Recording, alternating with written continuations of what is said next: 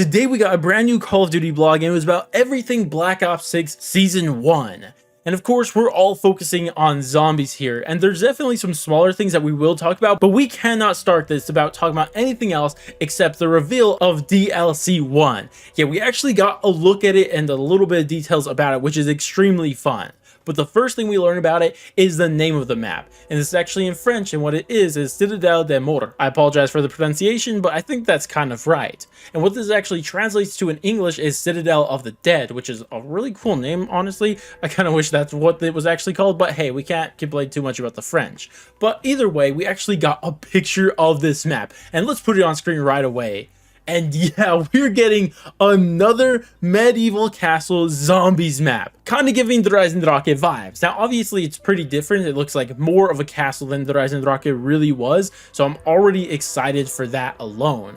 Now, a big difference is that it's obviously in summer now, so in the middle of winter compared to the Rise and Drake, and it looks more vegetated and stuff like that. But also, not only is it set kind of what looks to be in the afternoon, like right before sunset, but also looks like there may be some fog going on here, which will be interesting because of what Treyarch said in the past about this map. Now, if we actually try to look at what's on the map, you can see like some random green lights and stuff there, but I can't really make out too much. But the biggest detail that I think is worth pointing out is that we see a radio tower on the map. And I think that's important because I was kind of curious if this was just going to be an old abandoned medieval castle, or if it was going to be like, you know, what we see in most zombies map, that secretly below there was some sort of sciencey stuff happening below. And it seems like that's probably going to be the case because there is that radio tower there, but that is expected.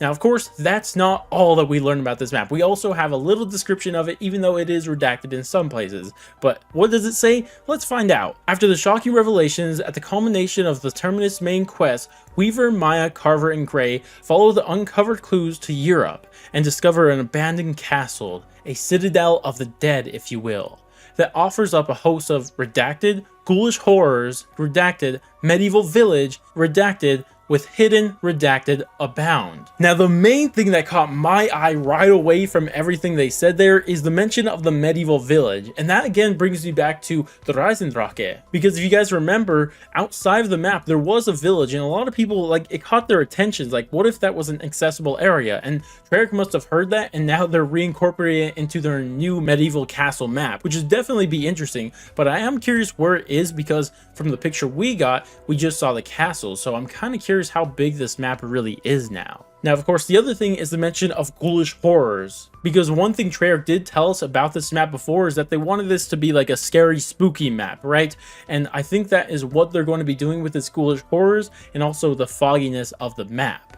But one thing I will have to say about this is that this location is super interesting to me, because I have a theory that I was working on what DLC 1 was really going to be about, and this seems just to push it more and more. And I'd love to get into it in this video, but it would take too long, so I highly recommend, if you aren't already, subscribe to be ready for that video, because I think it's going to be pretty interesting for everyone who's excited for this DLC 1 map. Now, of course, that's not the only thing we learned about this. We also learned we're going to be getting new wonder weapons, yes, plural, so at least 2 wonder weapons for this map. Now, I have a pretty good idea of what they mean by this, because obviously we're going to get a new wonder weapon for the map. That happens with every single new map we get a new wonder weapon. That makes sense.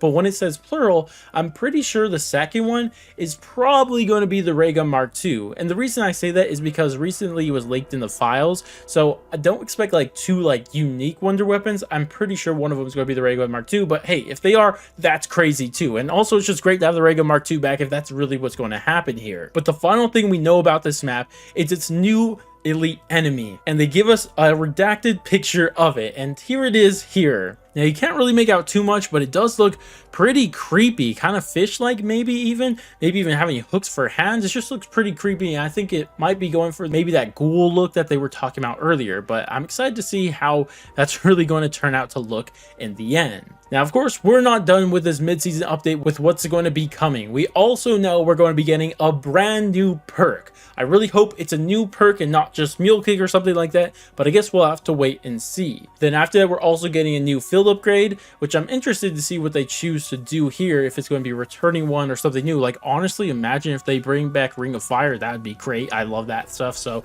it'd be fun. And of course, the final thing they're doing is adding a new ammo mod, and I just have no guesses on what that could be, so I guess we'll have to wait and see for that one. And of course, with these 3 new items, we're going to be getting 18 total new augments to unlock for these new items, which is always a fun grind. And it still doesn't end there. We're also going to be getting 3 new Gobblegums with this update, which is also going to be fun to get. And I don't know what all of them are going to be, but I remember even back to launch, Treyarch themselves teased that maybe shopping for you is going to be coming back in the future. So potentially keep an eye out for that. And the final thing that's going to be in this mid-season update for Season 1 is going to be a brand new streak in zombies, which is going to be the hand cannon. And that doesn't sound that great, to be honest, but maybe it will be. We'll have to wait and see. But of course, all of that is for the mid-season update. What's going to be there at the launch of Season 1 on November 14th? Well, we're actually getting something for zombies. It's more for the casual players, but it's at least something.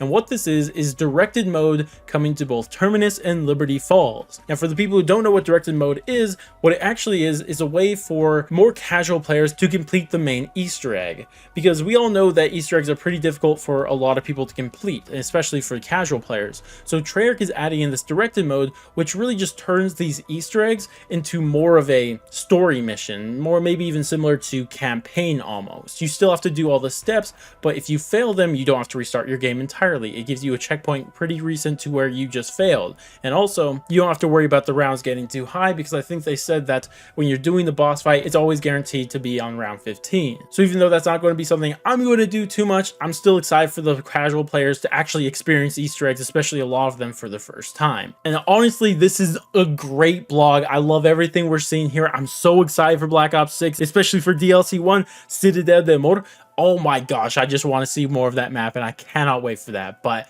anyways, though, I'd love to hear what you guys think about this. Let me know all of your thoughts and opinions down in the comment section below. But I'm going to go, and I'll catch you guys in the next one.